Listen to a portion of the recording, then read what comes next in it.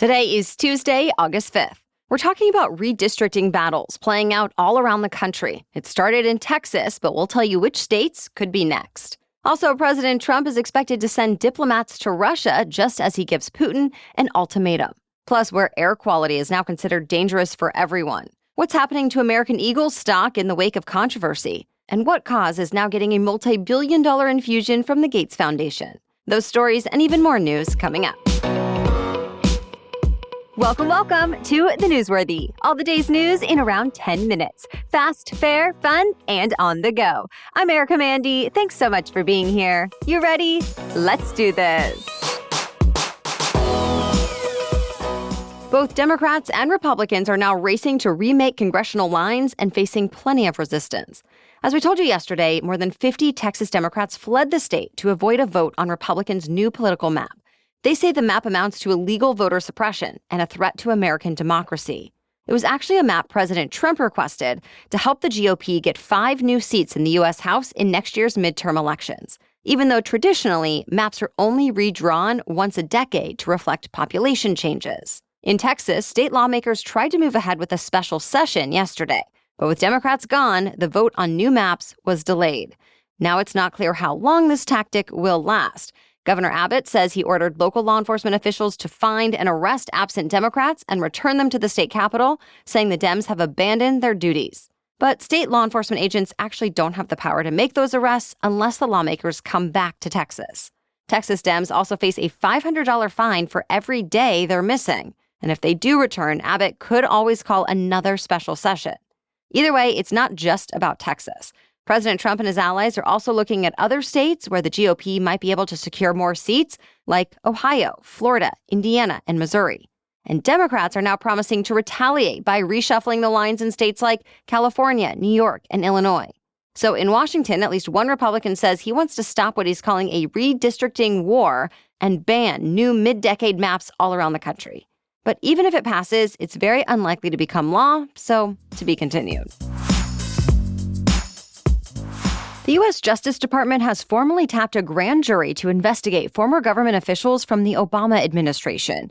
It will look into whether they promoted fake ties between then-presidential candidate Trump and Russia. Since Trump has become president, he's accused the former officials of committing treason to undermine his first-term agenda.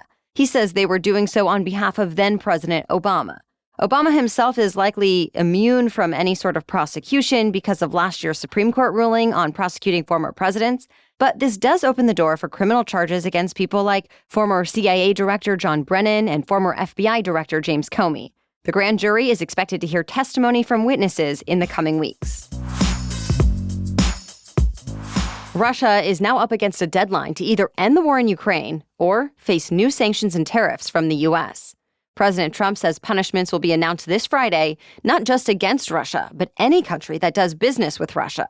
But the president is hopeful a deal can be reached. Trump is expected to send his top negotiator to Russia this week for talks.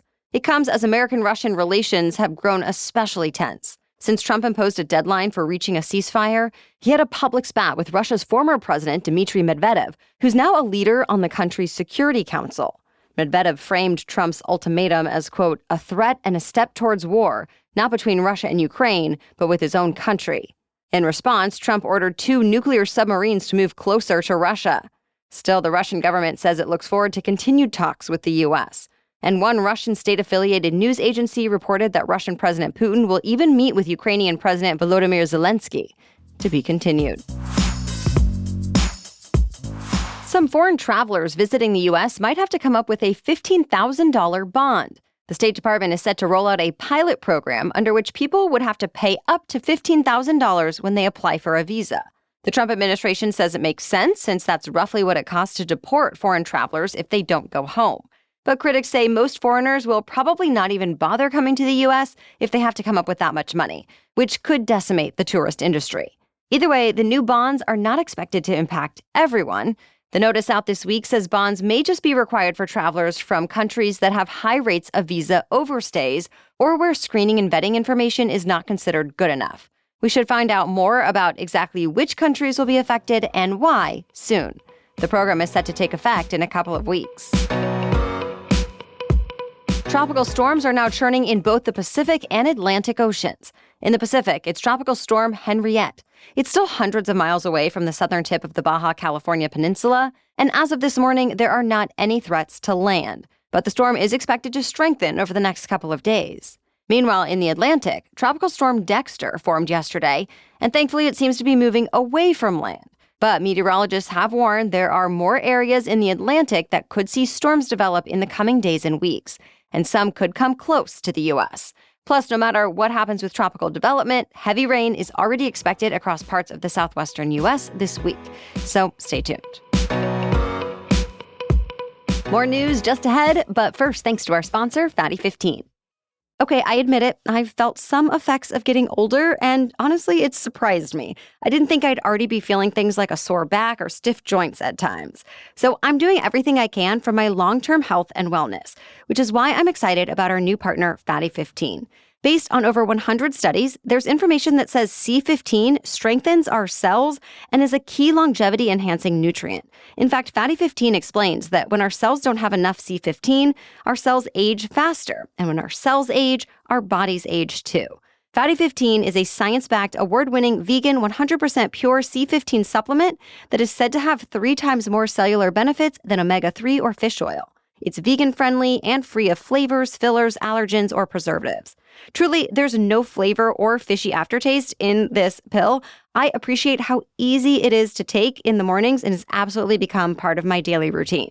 Fatty 15 is on a mission to optimize your C15 levels to help you live healthier longer.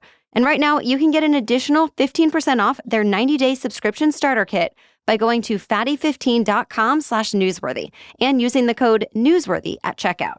Again, get an additional 15% off their 90-day subscription starter kit by going to fatty15.com/newsworthy and using code newsworthy at checkout.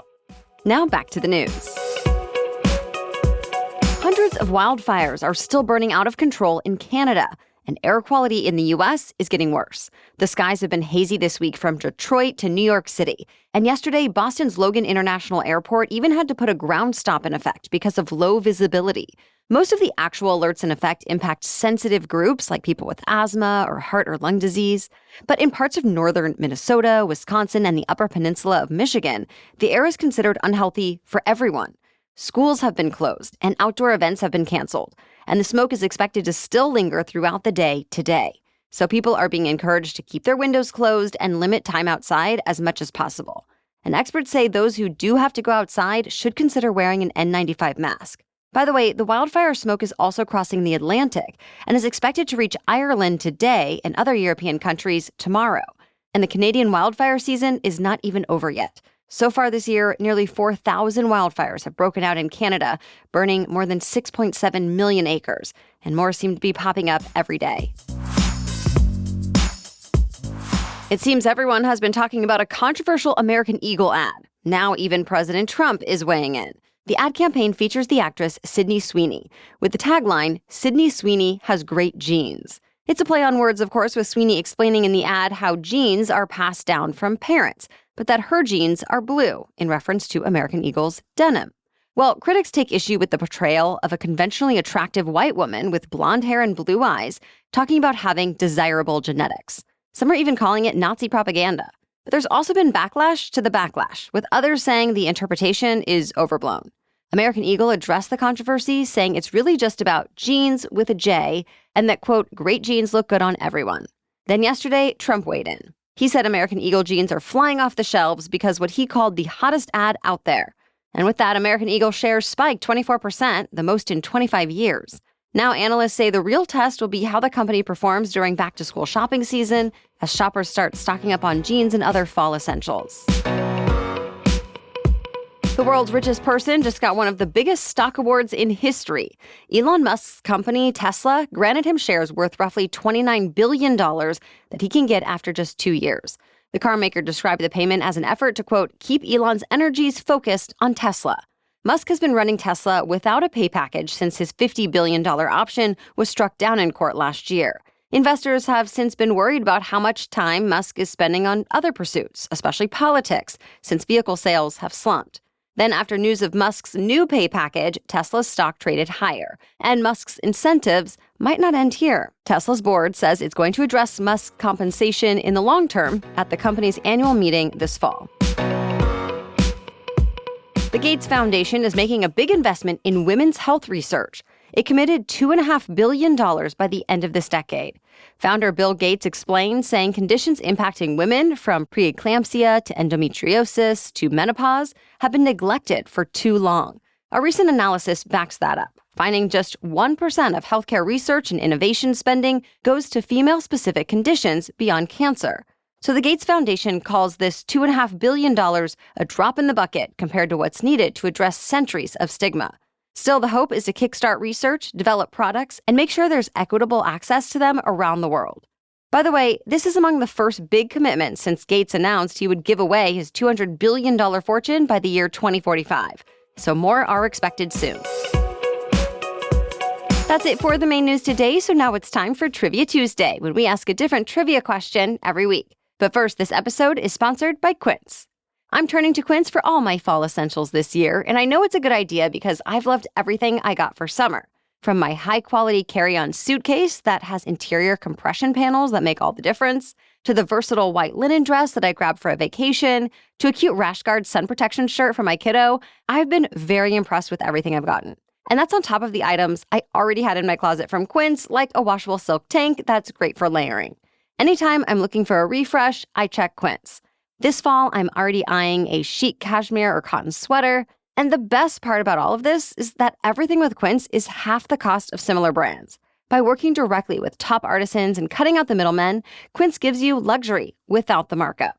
And Quince only works with factories that use safe, ethical, and responsible manufacturing practices and premium fabrics and finishes. So elevate your fall wardrobe essentials with Quince. Go to quince.com/newsworthy for free shipping on your order and 365-day returns. That's QUINCE.com/newsworthy to get free shipping and 365-day returns. Quince.com/newsworthy.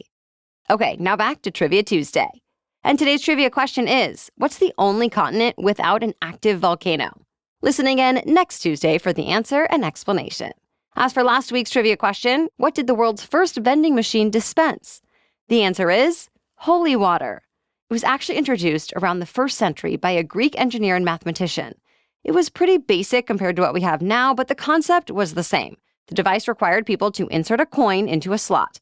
The coin then fell onto a pan that was connected to a lever, and that opened a valve on the other end where holy water flowed out. It was made to limit the amount of holy water people were using at ancient temples. But the idea of vending machines didn't really catch on until centuries later. The first vending machine here in the U.S. was introduced in 1888, selling Tutti Frutti chewing gum on New York City subway platforms. Now, vending machines are much more technologically advanced. There are features like refrigeration, touch screens, and diverse payment options. And they sell everything from soda to snacks to cigarettes to stamps to electronics and much more. Thank you so much for joining us to get caught up on the news today. I'm so glad to be back, and I'll be back tomorrow with the latest news to know. Until then, have a great day.